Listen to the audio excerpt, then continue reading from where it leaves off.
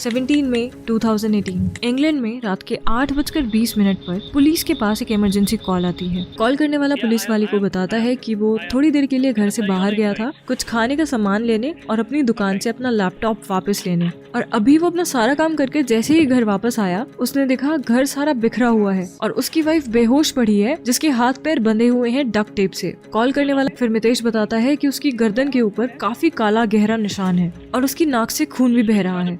Police वाला बोलता है मितेश प्लीज परेशान मत होइए, आपके घर के पास एम्बुलेंस आ चुकी है, सब ठीक होगा। मितेश के घर एम्बुलेंस के साथ पुलिस आ चुकी थी। मितेश अभी सिर्फ 37 साल का है और उसकी वाइफ जेसिका 34 साल की। दोनों ही इंडियन है जिन्होंने अपनी पढ़ाई पूरी करने के बाद इंग्लैंड में ही अपनी फार्मेसी खोल ली।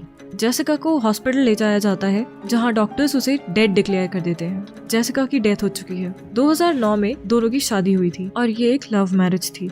जेसिका का बर्थ 1983 में हुआ था और अपनी 6 बहन भाइयों में वो सबसे बड़ी थी। जेसिका के पापा से उसके बारे में पूछा गया तो उन्होंने बताया कि जेसिका बहुत ही फन लविंग लड़की थी, बहुत केयरिंग और बहुत काइंड लड़की थी। उसकी छोटी बहन ने बताया कि उसे बॉलीवुड मूवीज का शौक था और पढ़ाई में भी काफी अच्छी थी। जेसिका फार्मासिस्ट बनकर लोगों की मदद करना चाहती थी। फार्मेसी की पढ़ाई करने के लिए जेसिका ने मोंटफोर्ड यूनिवर्सिटी में एडमिशन लिया जहां मितेश भी पढ़ने आया था। दोनों में बहुत अच्छी दोस्ती हुई, फैमिलीज मिली और 2009 में दोनों की शादी हो गई। थोड़े दिन जॉइंट फैमिली में रहने के बाद जेसिका और मितेश ने अपना नया घर लिया जो कि उन दोनों की फार्मेसी से काफी पास था। अब उनका नेक्स्ट स्टेप था अपनी फैमिली प्लान करना। दोनों फर्टिलिटी ट्रीटमेंट ले रहे थे। ये लोग IVF के 3 अटेम्प्ट्स कर चुके थे। बैक टू मर्डर वाला दिन 17 मई 2018 सुबह से दिन एकदम नॉर्मल था। जेसिका सुबह ही अपनी फार्मेसी पे काम पर गई जहाँ उसके फादर आए। उन्होंने बोला कि वीकेंड पे मिलता हूँ और ये कहकर वो वहाँ से चले गए। मितेश रोजाना की तरह जिम चला गया। मितेश ने बताया कि 3:30 बजे के आसपास वो घर वापस आ गया था और शाम तक वो घर पर ही था। उसने बताया जेसिका 7 बजे के आसपास घर आ गई थी और घर पे लगे CCTV कैमरास में जेसिका शाम को 7 बजे घर लौटते हुए दिख रही थी। मितेश ने फिर बताया कि 7:30 बजे के आसपास वो फार्मेसी अपना लैपटॉप लेने और पिज्जा लेने के लिए घर से बाहर निकला और इन सब कामों में उसको लगभग 40 मिनट लगे।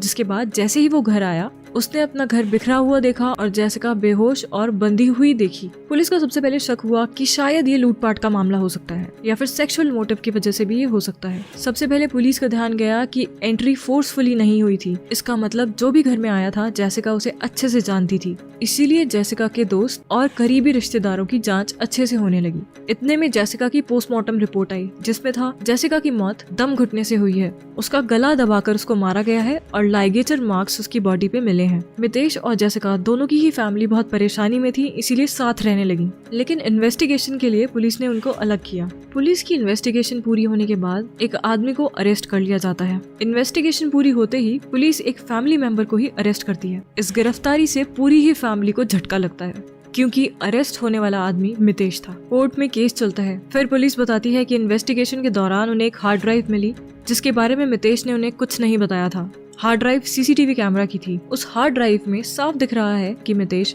7:44 से लेके 8:15 तक बाहर गया हुआ था, लेकिन जेसिका की मौत 7 से 7:30 के बीच में हुई थी। जब जेसिका की मौत हुई उससे जस्ट 6 मिनट पहले घर के सारे CCTV कैमरास डिस्कनेक्ट हो जाते हैं। पुलिस को इन्वेस्टिगेशन के दौरान कुछ सूटकेस मिलते हैं जिसके अंदर बहुत सारी ज्वेलरी और बहुत सारे पैसे थे, तो डकैती का कोई मतलब ही नहीं।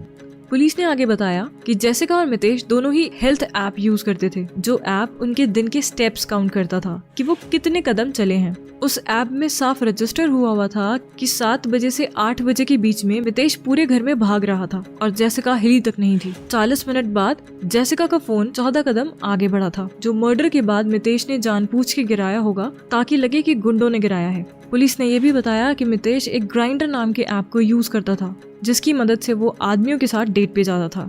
मितेश एक गे था और उसकी दोस्ती 8 साल से एक दूसरे आदमी के साथ थी जिसका नाम था डॉक्टर अमित पटेल। जब पुलिस ने मितेश की गूगल हिस्ट्री देखी तो मितेश 5 सालों से सर्च कर रहा था how to commit perfect murder.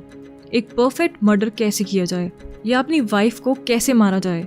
यहाँ तक कि मितेश ने डार्क वेब पर सुपारी किलर्स से भी कांटेक्ट करने की कोशिश की थी। मितेश ने कुछ सालों पहले जेसिका का एक बीमा करवाया था जिसे हम लाइफ इंश्योरेंस पॉलिसी कहते हैं और उसका रिस्क कवर करोड़ों में था। इसका मतलब था अगर जेसिका को कुछ हो जाता है तो उसके पति मितेश को करोड़ों रुपए मिलेंगे। रिमांड पे जाने के बाद मितेश अपना क्राइम कबूल करता है और बताता है कि उसका प्लान था कि वो बीमे के करोड़ों रुपए लेकर डॉक्टर अमित पटेल के साथ एक नई जिंदगी शुरू करे।